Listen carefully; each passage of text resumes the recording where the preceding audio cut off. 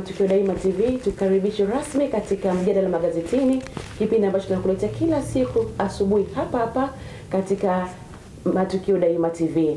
Na leo ni tarehe 19 2020 Juni, ambapo tunakwenda kupitia magazeti yetu na kuleta mjadala ambao utakuwa upo hapa mezani na mgeni wetu ambaye tutakwenda kuungana naye asubuhi ya leo. Karibu, Ijumaa ndio imekwisha fika na weekend imekwisha kuanza. Mimi naitwa Harriet Redmond Mola, niko na mwenzangu naitwa Francis Godi, na mikononi mwangu mimi nalo gazeti la Tanzania Daima, Sauti ya Watu, pamoja na gazeti la Nipashe, Mwanga wa Jamii. Mkononi mwangu na gazeti la Mtanzania, Fikra Yakinifu, Ijumaa ya leo. Nikianza na gazeti la Tanzania Daima, Sauti ya Watu, habari zilizopewa kipaumbele kwa siku ya leo ni NHC yapunguza gharama ya mauzo ya viwanja. Habari nyingine, baba adaiwa kubaka binti zake watatu. Na habari nyingine katika gazeti la Tanzania Daima, Sauti ya Watu, mkosamali atua Chadema.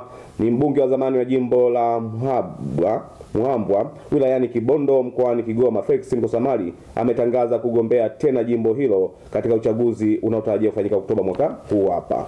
Ubabe watumika kulinda fomu moja ya urais CCM.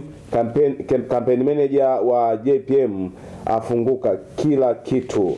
Ubabe wa Johnson Group Company Limited ni wauzaji wa bajaji 4, bajaji aina ya Maxima, Guta aina ya Toyo na pikipiki aina mbalimbali. Tupo wazi siku zote za wiki. Tunauza vipuri na matengenezo. Tunatoa warranty kuanzia miezi 6 kwa Guta, miezi 12 kwa bajaji na pikipiki. Ushauri ni bure kwa chombo ulichonunua. Tupigie 0623700700. Email johnson98@gmail.com. Hiyo ni gazeti la Tanzania Daima ambao wao wameweka hii habari mbele. Lakini pia habari nyingine katika gazeti la Tanzania Daima, Sauti ya Watu, ajali yaua watatu Skenke. Lakini mwandishi wa ITV amkalia kooni mwenyekiti wa CCM. Na kesi ya diwani kunguruma Julai 22. Ni diwani gani? Tafuta gazeti la Tanzania Daima. Lakini habari nyingine katika gazeti la Tanzania Daima, Sauti ya Watu, ni hii ambayo inasema Mr. Sugu hashikiki Mbeya, maasimu wake washikana uchawi. Ni gazeti ambayo imepambwa na habari picha ikimuonyesha mbunge wa Mbeya, aliyekuwa mbunge wa Mbeya, Mr. Sugu ama Joseph Mbilinyi. Hilo ni gazeti la Tanzania Daima, Sauti ya Watu. Mtanzania Fikra Yakinifu, mtazamaji wetu asubuhi ya leo. Habari kubwa iliyoshika nafasi ni Zanzibar kule, Rais Zanzibar mshike wagombea wanaomba ridhaa CCM wamefika 9 kwa sasa. Nahodha Mohamed Hija, Meja Jenerali Lisa wajitosa wote katika upande wa urais kule Zanzibar. Habari inapata kurasa wa 4 ndani ya Mtanzania Fikra Yakinifu. Na habari picha iko hapa pia, ukaenda kuchukua fomu siku ya jana. Jaji mkuu, tusizuie wananchi kulalamikia rushwa, ni habari ambayo iko kurasa wa 4 ndani. Na bwana harusi afariki dunia akiwa njiani kwenda kufunga ndoa. Habari tunaipata Katavi, lakini unaipata pia ndani ukurasa wa 5. NMB atoa mkopo bilioni 3 kwa wakulima wa mihogo. Na ukurasa wa mbele nikitimisha nao, corona naua, chukua hatua tahadhari. Habari ukurasa wa mbele.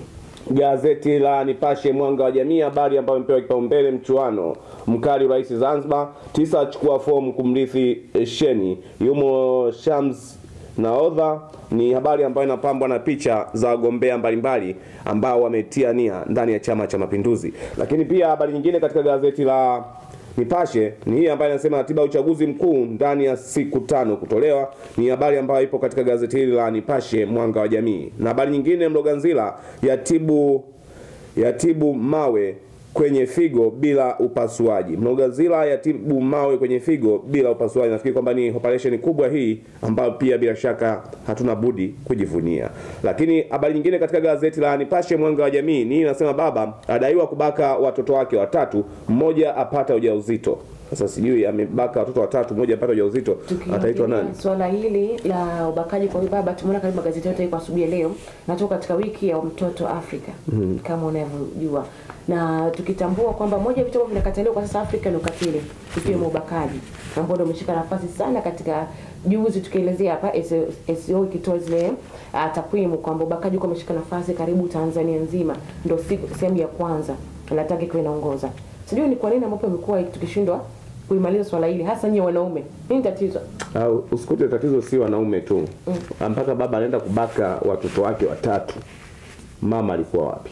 Kwa hiyo inawezekana labda mama cha pombe au mama na kitu hapa, lakini japo baba wewe kwenda kubaka mtoto. Sababu mama kwa pombe, maana watoto ni wadogo wale. Kwenda kubaka mtoto wako pia inanipa shida kidogo, kwamba watoto wako unawabakeje mpaka unawajaza mimba. Kwanza alikuwa anawatazama vipi?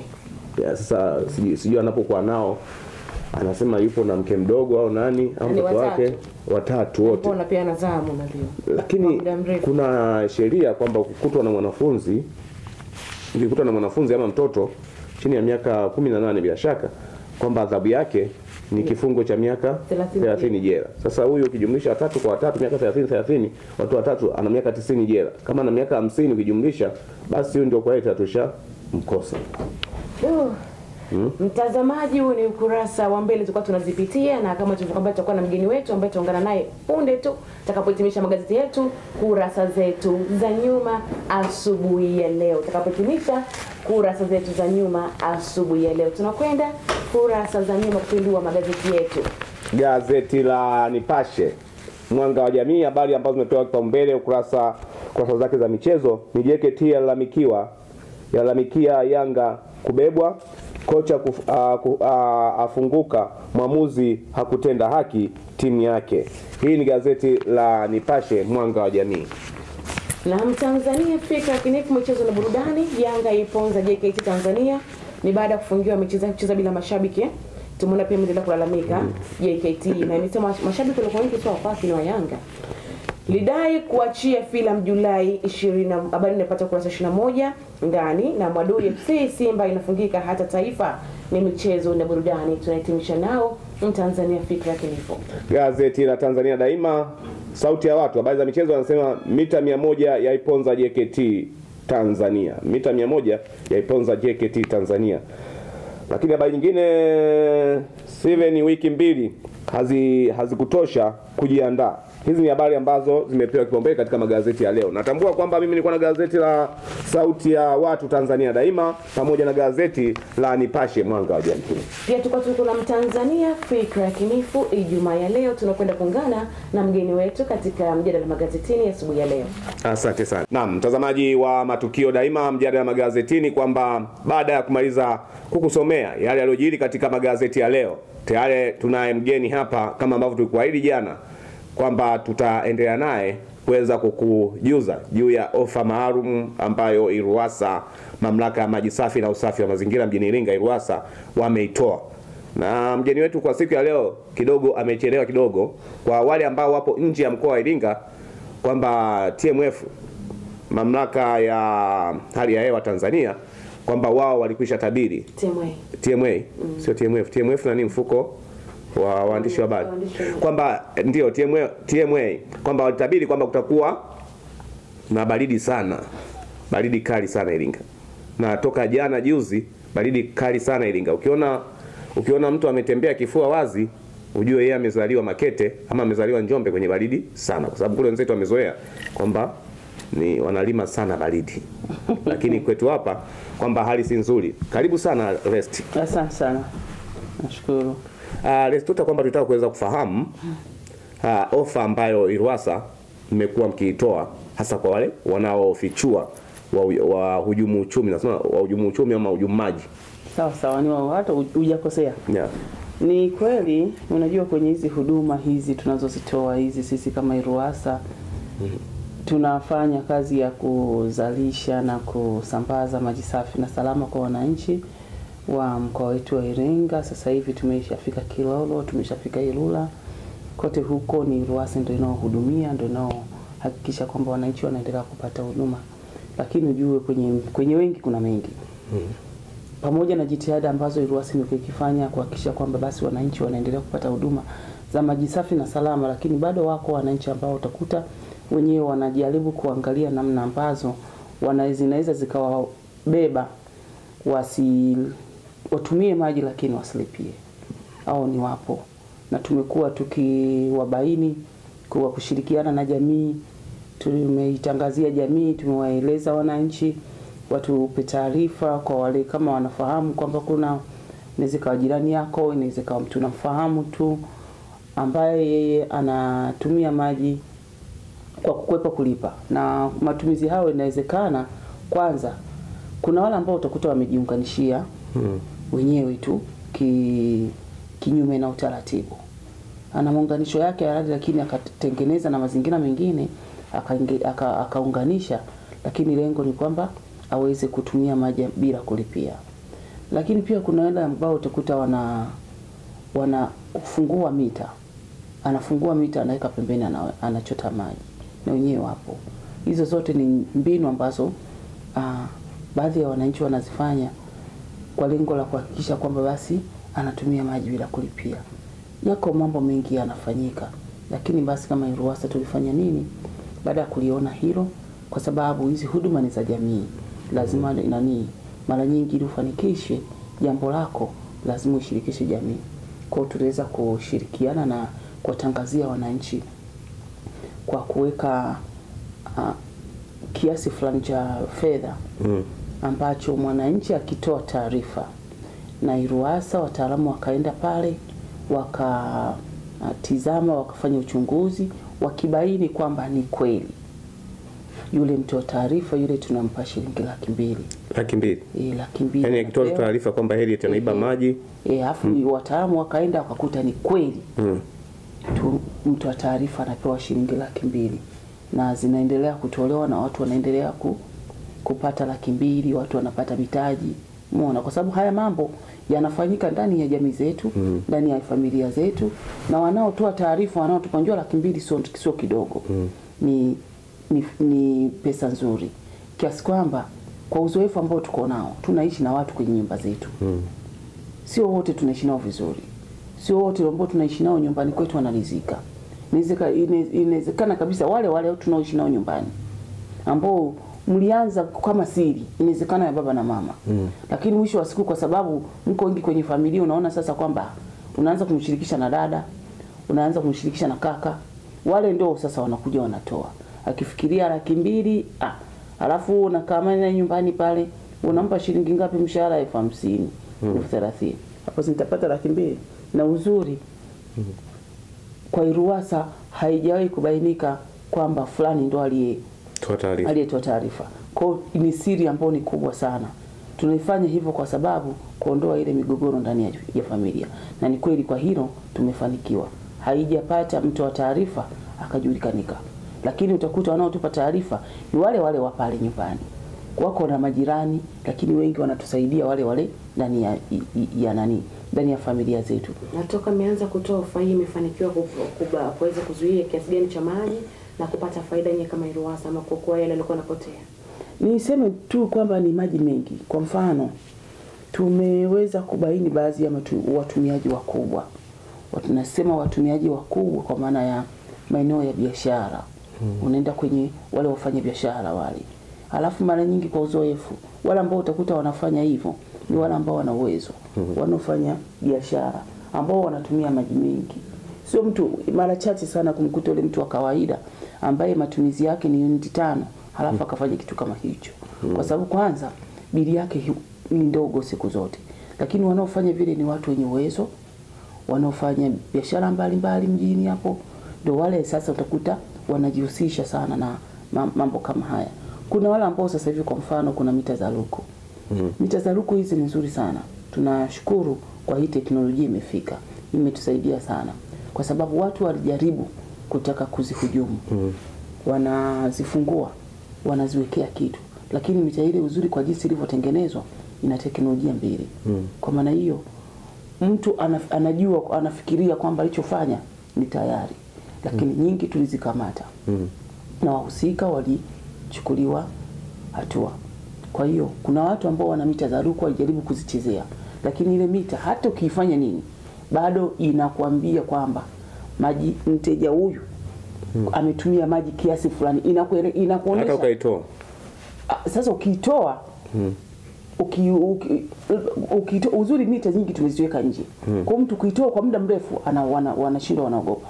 Na ndo tunawashukuru pia wenzetu ambao wameweza wanaohusika na mambo ya sheria wameweza kusaidia kutuwekea sheria ambayo angalau inasaidia katika kuhakikisha kwamba kutuongoza sisi taasisi zinazohusika na uzalishaji wa maji safi, utoaji wa huduma za maji, wapi mita ya maji inatakiwa kuwekwa. Kwa mita nyingi ziko nje. Utakuta sasa ile na maeneo yetu ya mjini si rahisi sana mtu akaitoa kwa sababu anajua si watu wanaona. Lakini swala la kuihujumu kwa sababu anaweza akafungua kaweka pale akaweka, ukiwa unatoa kila siku utatoa leo na kesho kutu ujirani yako atasema huyo anatoa mita na 200,000 ni nyingi. Kwa hiyo wengi sasa wanakuwa anaangalia njia ambayo akitoa mara moja akafanya anachokifanya, akiweka asiweze kuigusa tena. Wengi walifanya hicho kitu. Lakini zile mita pamoja na chote utakavyoweka chochote utakayoifanyia kwa sababu ina nani mara mbili. Inafanya kazi mara mbili. Kwa hiyo zote zilizo hata sasa hivi mtu akifanya tunaweza kuijua kwamba hii hapa kwamba ukihujumu tu hiyo mita kwamba inakuja kusema kwamba inasema nani mwenye nyumba hii alihujumu kwa maana kuweza kuitoa, na inakuonesha na kiasi cha maji aliyotoka alivyoanza kuhujumu kiasi fulani inakuonesha. Tunajua Iringa ni moja ya mikoa ambayo ina maji kwa wingi, na maji safi na salama kwa kiasi chake, tofauti na mikoa mingi kuanzia hapa mjini. Na tunatambua RUWASA imekuwa na nia njema kuendelea kusambaza maji katika maeneo mengi hapa Iringa. Tunaenda katika mwaka mpya wa fedha kuanzia Julai 1, Julai mosi. Mmejipanga vipi kuhakikisha ile maji ilikuwa inapotea mnakwenda kudhibiti, lakini pia kuendelea kuwapa ofa mbalimbali wanairenga, maana tunajua nyinyi mnatoa huduma na sio biashara? Ndio. Niseme tu ni kwamba ni kweli kama ulivyosema kwamba RUWASA tumekuwa ni moja ya taasisi ambazo zimejitahidi kwa kweli kwa kuhakikisha kwamba inatoa huduma nzuri na bora za maji safi na salama kwa wananchi wa Iringa. Hili halina ubishi, na hata zile taasisi ambazo zile mamlaka za juu ambazo zinasimamia na zenyewe wanatambua hilo. Kwa maana hiyo tumejipanga, tunaelekea mwishoni mwa mwaka wa fedha 2019-20 tunaingia 20 na 21 ambapo tunayo mipango mingi. Hasa mipango hiyo yote inalenga kuhakikisha kwamba RUWASA inaendelea kutoa huduma katika maeneo mengi na makubwa kwa kuzuia uwizi ambao unaendelea. Yale maji tunayosave tungependa tuende tukahudumia watu wengine. Kwa mfano sasa hivi tunavyoongea RUWASA imesha laza miundombinu ya maji kwa kata zingine za pembezoni 4 ambazo si hizo za manispaa. Tumeshaanza kuzihudumia. Ukirudi kwa maana ya Mseke ambayo iko chini ya halmashauri ya wilaya, Mseke sasa hivi wana maji na tuna jitihada ambazo naamini kufikia wiki ijayo tutakuwa tumeshawezesha angalau waanze kuchota maji kwenye baadhi ya vituo. Kuna kata ya Kalenga na yenyewe tayari tumeshaingia kule, tunatoa huduma tayari tumeshawekea, na sasa hivi ni moja ya maeneo ambayo tayari tumeanza, wananchi wa kule wameanza kupata huduma ya maji safi zikiwemo na taasisi. Iko shule ya sekondari ya Tosa Maganga, ni shule kongwe ya miaka mingi, walikuwa na utaratibu wao na maji, lakini sasa hivi tumeingia rasmi kuanza kutoa huduma pamoja na taasisi zote zilizoko Kalenga. Tutahakikisha kwamba kwa wale watakaohitaji maji ya RUWASA tutaweza kuwahudumia. Lakini mpaka sasa hivi hospitali teule ya Tosa Maganga ambayo tunaifahamu zaidi kwa jina la Ipamba tayari tunaihudumia, ambayo iko na huduma nje kule.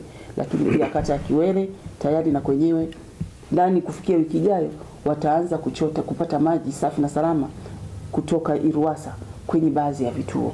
Na hilo sasa, kwa sababu mpango uliopo ni kuhakikisha tunawawezesha wale wananchi waweze sasa kila mwananchi aweze kuingiza maji yake ndani. Mtazamaji, kubwa zaidi ambalo kwa kweli unaweza kaitumia kama fursa kutoka RUWASA ni kupita mitaani tu, nyumba hadi nyumba, kuweza kuangalia yule aliyeunganishia maji kiolela, ama kama unamjua mnaishi naye ndani ya nyumba, kwamba basi kwenda RUWASA kwa siri kuweza kutoa taarifa na unapata pesa yako kwa siri. Kubwa zaidi kwamba katika familia watakuta mwenzao unazidi kubadilika tu maisha, lakini kumbe wewe umekuwa sinichi wa familia. Yani wewe unakuwa mnoko wa familia kwenda kutoa siri, lakini kwamba kubwa zaidi kwamba hautaki hujumu uchumi, kwamba unataka kuona kwamba wazazi wanatumia maji sahihi na sio kwamba kufanya ujanja.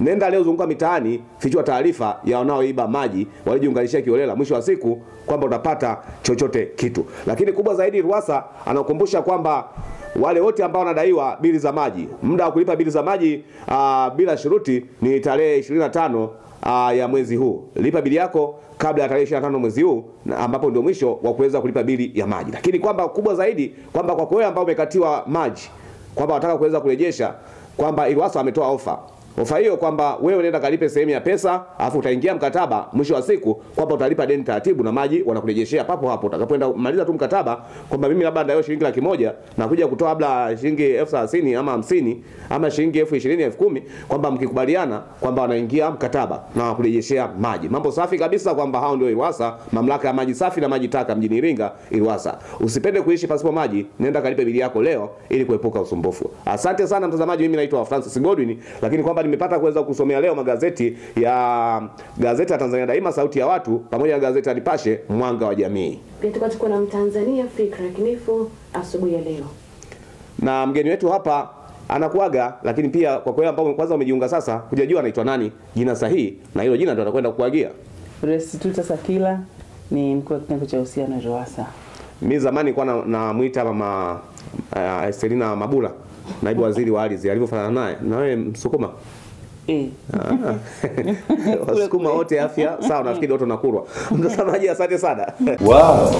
Iringa ni mji mzuri kweli kweli. Ila ni wapi nitapata hoteli ya kitalii? Ni Iringa Sunset hoteli yenye hadhi ya kisasa kabisa na ya kitalii, yenye ubora mzuri mkoani Iringa. Ukifika Sunset Hotel Iringa utapata vyumba mbalimbali na vyenye hadhi mbalimbali kama vile executive rooms, deluxe rooms na standard rooms. Pia kuna mgao wa chakula kisasa kabisa ambao utakuwezesha wewe mteja kupata vyakula vizuri na vitamu kuanzia kifungua kinywa mpaka chakula cha jioni. Ndani ya Sunset Hotel kuna baa mbili zenye ubora, bila kusahau wale wenye shughuli mbalimbali kama vile mikutano na semina na mengineyo. Unaweza kuwasiliana nao kupitia namba 0743359971 au 0742240555. Email yetu ni iringasunset@gmail.com au info@iringasunset.com, na website ya kwetu ni www.iringasunset.com, na tutembelee katika mitandao yetu mbalimbali ya kijamii, Facebook na Twitter kupitia jina moja la Iringa Sunset.